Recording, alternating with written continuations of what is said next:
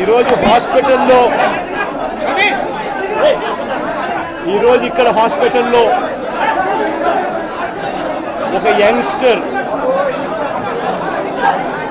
బహుశా 20-25 ఏళ్ళు ఉంటాయేమో తన పిల్లాడికి. ఆ 20 ఏళ్ళ పిల్లాడిని ఎందుకు నిర్దాక్షిణ్యంగా కొట్టారో కూడా తెలియదు. కేవలం ఎన్నికల్లో వైఎస్ఆర్ కాంగ్రెస్ పార్టీకి తరఫున తాను ఓటు వేశాడని,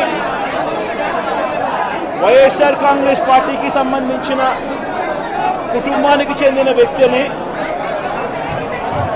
అతి దారుణంగా కావాలని అదే పనిగా వెంపర్లకు ఒక వెహికల్లో వచ్చి దారిలో పోతా ఉన్న పిల్లోడిని బైక్ ఆపి నిర్దాక్షిణ్యంగా కొట్టి హాస్పిటల్ పాలు చేస్తూ ఉంటే ఏం సాధిస్తూ ఉన్నారు? ఇంతవరకు పులివెందుల్లో ఎప్పుడు ఇలాంటి సాంప్రదాయం లేదు. ఎన్నో ఎన్నికల్లో చేశారు, ఎప్పుడు పులివెందుల్లో ఇలాంటి సాంప్రదాయం లేదు. ఎన్నికలు అయిపోయిన తర్వాత ఓటు వేయని వారిని కొట్టే కార్యక్రమం ఎప్పుడు జరగల. రాష్ట్ర వ్యాప్తంగా కూడా ఒక భయాందోళన వాతావరణం క్రియేట్ చేయడం కోసం అని రాష్ట్ర వ్యాప్తంగా ఇదే చేయిస్తూ ఉన్నారు దగ్గరుండి. ఏం సాధిస్తారు దీనివల్ల? మీరు వేసే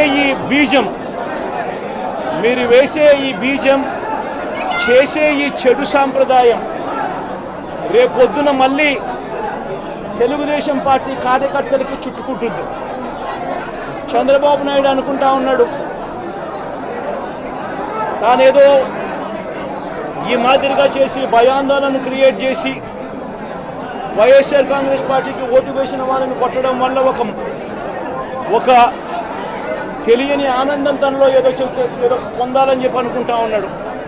రాష్ట్ర వ్యాప్తంగా ఒక భయాన్ని క్రియేట్ చేయాలని ప్రయత్నం చేస్తూ ఉన్నాడు. కానీ నేను చంద్రబాబు నాయుడు గారికి మరొక్కసారి కూడా చెప్తా ఉన్నా, ఒక చెడు సాంప్రదాయానికి నాంది పలుకుతూ ఉన్నారు. దయచేసి ఆపండి. ఆపకపోతే మాత్రం ఎల్లకాలం మీరే అధికారంలో ఉండరు. అధికారం మారిన రోజున ప్రజలు చంద్రబాబు నాయుడు గారు చేస్తూ ఉన్న ఈ అన్యాయాలను చూసి శిశుపాలని పాపాలు పండినట్టుగా ఆ పాపాలు చాలా వేగంగా పండుతూ ఉన్నాయి. అధికారం మారిన రోజున తాను చేస్తూ ఉన్న ఈ చెడు సాంప్రదాయం తనకే చుట్టుకుంటుంది.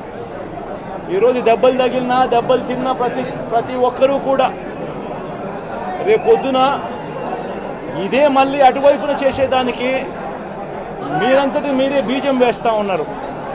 ఇది సరైన పద్ధతి కాదు. నాయకులుగా ఉన్న మనలాంటి వాళ్ళం ఇలాంటివి ప్రోత్సహించాల్సిన పని ఎప్పుడు రాకూడదు, జరగకూడదు. దయచేసి చంద్రబాబు నాయుడు గారికి ఇప్పటికైనా చెప్తా ఉన్నా, చంద్రబాబు నాయుడు గారిని హెచ్చరిస్తూ ఉన్నాను, మరొక్కసారి మళ్ళీ హెచ్చరిస్తూ ఉన్నాను. ఇది కరెక్ట్ సాంప్రదాయం కాదు, దయచేసి దీన్ని ఆపమని చెప్పి. ఇప్పుడు నిజంగానే ఒకసారి మీరు కూడా వెళ్ళి ఒకసారి చూడండి. ఒకసారి ఏం పాపం చేశాడు నా పిల్లోని, ఎందుకు కొట్టారు, ఏం పాపం చేశాడని కొట్టారు. ఒకసారి హాస్పిటల్లో కూడా ఒకసారి చూడండి. ఒకసారి 90 మంది పిల్లలు ఇక్కడ జాయిన్ అయ్యారు. మధ్యాహ్న భోజనం పథకం సరిగ్గా జరగడం లేదు. పిల్లలకు కనీసం బ్యాగుల సప్లై కూడా సరిగ్గా జరగడం లేదు. ఇచ్చేటోడు ఎవడు ఇవ్వడం లేదు సరిగ్గా ఏది వ్యవస్థ అనేది ఏది సరిగ్గా జరగడం లేదు. వ్యవస్థను గాడిలో పెట్టండి. మీరు ప్రజలు మిమ్మల్ని ఏదైతే ఓటు వేశారో ఒక కారణం చేత మీరు ప్రజలు 10% మంది ఓట్లు, మాకు రావాల్సిన 10% మంది ఓట్లు మీకు వైపు డ్రిఫ్ట్ అయ్యాయి అని అంటే కేవలం మీరు చేసిన మోసపూరిత వాగ్దానాల వల్ల డ్రిఫ్ట్ అయ్యాయి. ప్రజలు మీ దగ్గర నుంచి ఎక్స్పెక్ట్ చేస్తూ ఉన్నారు. రైతులు అల్లాడిపోతూ ఉన్నారు, రైతు భరోసా అందక. పిల్లలు అల్లాడిపోతూ ఉన్నారు, పిల్లలు బడులు స్టార్ట్ అయ్యాయి కానీ తల్లులకు అమ్మఒడి కార్యక్రమం ద్వారా వస్తూ ఉన్నది రావడం లేదు. తల్లులు ఎదురుగా ఆశగా ఎదురు చూస్తూ ఉన్నారు. వాళ్ళని చూసుకోండి. అక్క చెల్లెమ్మలకి ఇస్తామన్నారు నెల 1500 రూపాయలు, అది ఇచ్చే కార్యక్రమం చూసుకోండి. ఇంటింటికి ఉద్యోగం అన్నారు, ఉద్యోగం ఇవ్వకపోతే 3000 రూపాయలు ప్రతి ఇంటికి నిరుద్యోగ వృత్తి అన్నారు. ఆ పిల్లలందరూ ఎదురు చూస్తూ ఉన్నారు, మీరు ఎప్పుడెప్పుడు ఇస్తారు 3000 రూపాయలు నిరుద్యోగ వృత్తి అని. అది చూసుకోండి.